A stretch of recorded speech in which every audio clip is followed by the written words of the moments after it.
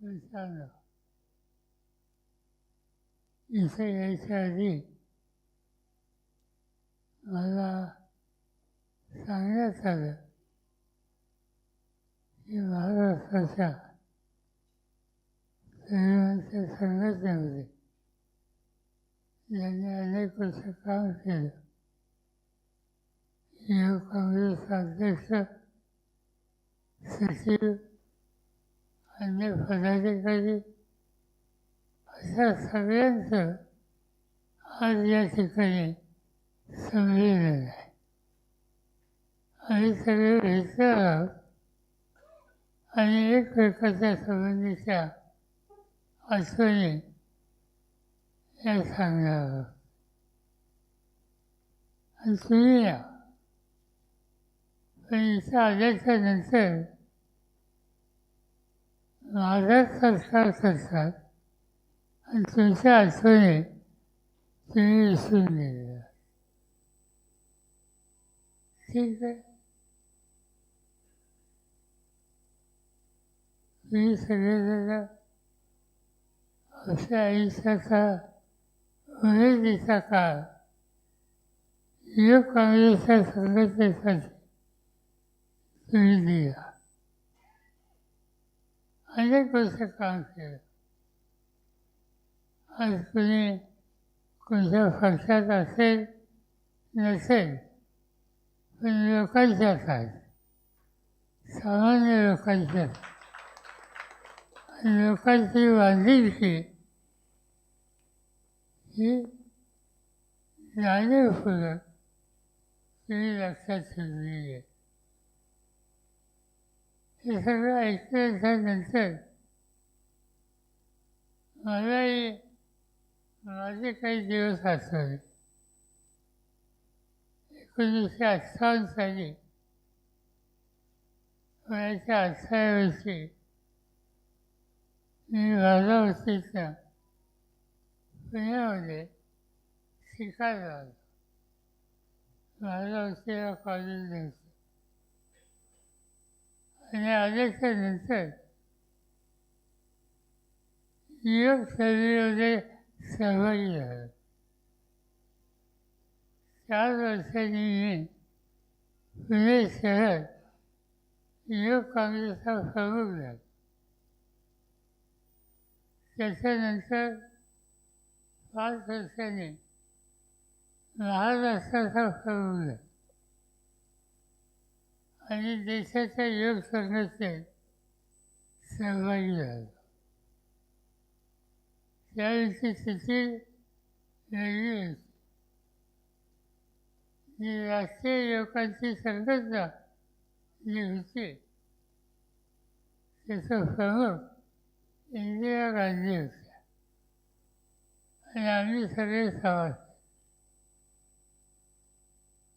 मला असंच आहे, एक दिवशी इंदिराजींना आम्ही विनंती केली की आम्हाला जवाहरलाल नेहरूंना भेटायचं.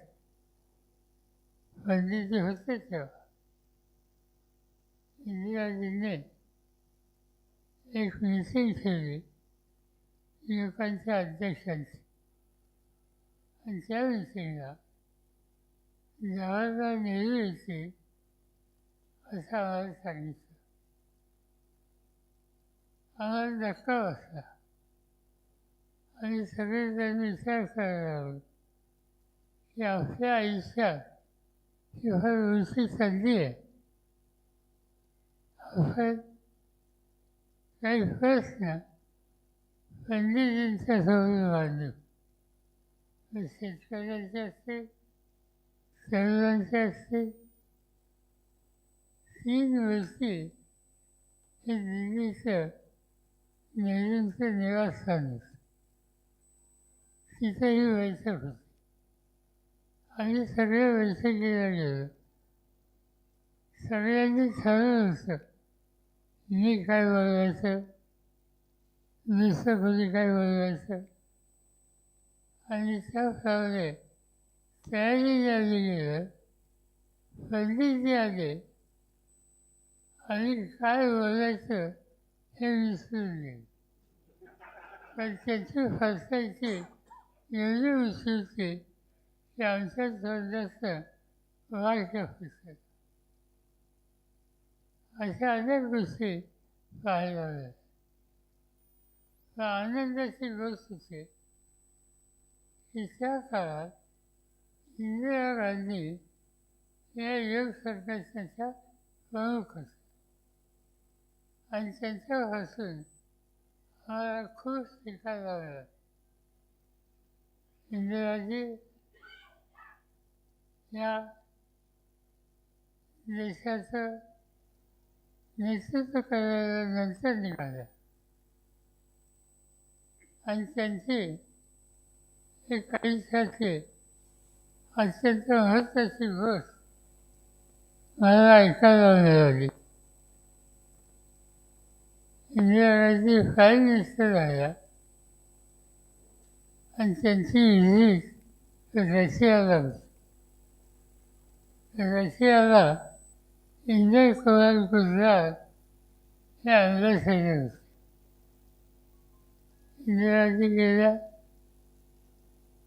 साधारणतः एक प्रथा आहे, एखाद्या देशाचा प्रधानमंत्री तुमच्याकडे आल्याच्या नंतर त्या लेवलचा तुमच्या देशाचा दुसरा पदाधिकारी यांनी त्यांचं स्वागत हे करायचं असतं. इंदिरा गांधी मॉस्कोला उतरल्या. त्यांच्या स्वागताला वरिष्ठ नेता नव्हता रशियाचा, काही अधिकारी होते. गुजरातांच्याकडून ही गोष्ट ऐकली आहे. गुजरात हे अँबॅसेडर होते. त्यांनी इंदिराजींचं स्वागत केलं. इंदिरा अस्वस्थ दिसली, पण त्यांचं स्वागत त्यांच्या लेवलच्या व्यक्तीने केलं नव्हतं. त्यांनी सांगितलं गुजरातना की इंडियन एम्बॅसी जिथं आहे तिथं जायचं. इंडियन एम्बॅसी रशियाची मोठी आहे, तिथं भारतीय अधिकारी असतात. इंदिरांनी सांगितलं की तिथं जायचं. गाड्या आपल्या अम्बॅसेडरच्या घरी गेल्या. इंदिराजी तयार झाल्या आणि सांगितलं गुजरातना इथं जे कुटुंबाचे लोक राहतात त्यांच्यातली जी लहान मुलं आहेत त्या सगळ्यांना बोलवा. 9 मुलं होती आणि इंदिरा गांधी तिथं त्या मुलांच्यावर खेळायला लागले. रशियाचे राष्ट्रपती हे स्वागतासाठी एकेच ठिकाणी उभे होते. त्यांनी इंदिरा गांधींना रिसीव्ह केलं नाही की त्यांच्या निवासस्थानी इंदिरा गांधींची वाट बघत होती. जेव्हा त्यांच्या लक्षात झालं इंदिरा गांधींनी इथे यायच्याऐवजी ते अँबॅसेडर गेले, त्यावेळेला त्यांच्या लक्षात आलं आपल्याकडे चूक झाली. देशाचा प्रधानमंत्री म्हणून इंदिराजी इथं आल्यात, त्यांचा आपण सन्मान केला नाही, त्यांना आपण योग्य पद्धतीनं रिसीव्ह केलं नाही. पण ते स्वतः इंडियन एम्बॅसीत गेले आणि इंदिरा गांधींची माफी त्यांनी मागितली. इंदिरा गांधींनी सांगितलं माझ्या माफीचा हा प्रश्न नाही. 40 कोटी लोकांचं प्रतिनिधित्व मी करते आणि त्या 40 कोटी लोकांची प्रतिष्ठा एखाद्या देशात होत नसेल तर हे मी कधी मान्य करणार नाही. सांगायचं तसं या नेतृत्वाने देशाच्या भविष्याचा हा निर्णय आणि प्रतिष्ठेचा हा विचार आणि त्यांच्याबरोबर युवकांचं काम ही करायची संधी आम्हाला लोकांना मिळाली हे आमच्या व्यक्तिगत जीवनाचं ते भाग्य मी समजतो. अनेकांच्यावर काम करतात, मनमोहन सिंगांच्यावर काम करतात, नरसिंगांच्यावर काम करतात, अनेकांच्यावर काम करतात. आज देश एका वेगळ्या दिशेने चालला. नरेंद्र मोदी देशाचे प्रधानमंत्री आहेत.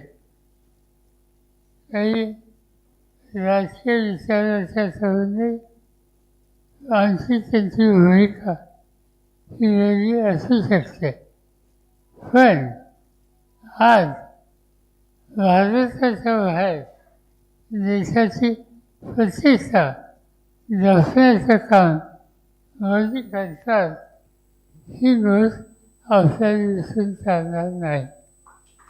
तिथं देशाची प्रतिष्ठा जिथे येते तिथं राजकीय मंत्री हे करायचे नाही.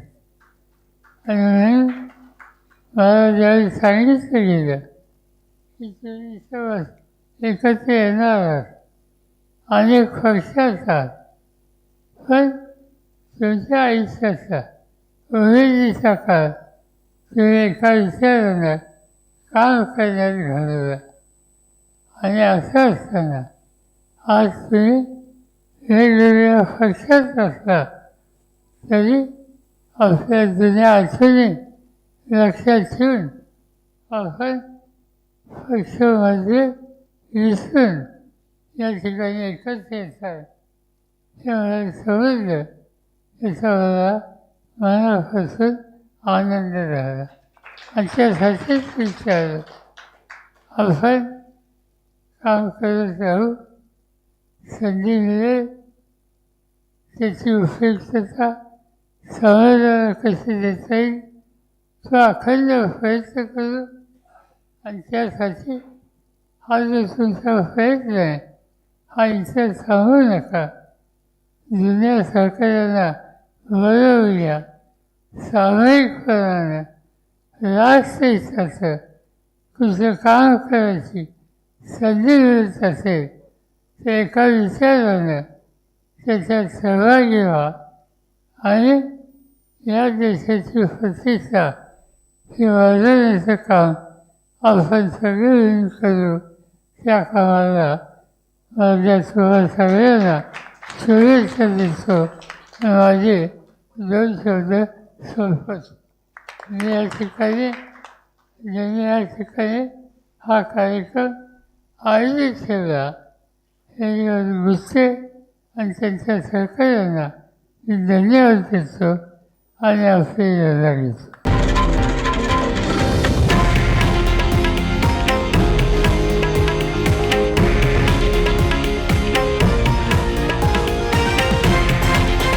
हे आहे देशातील नंबर 1 न्यूज नेटवर्क आणि आपण पाहत आहात TV9 मराठी, एकमेव.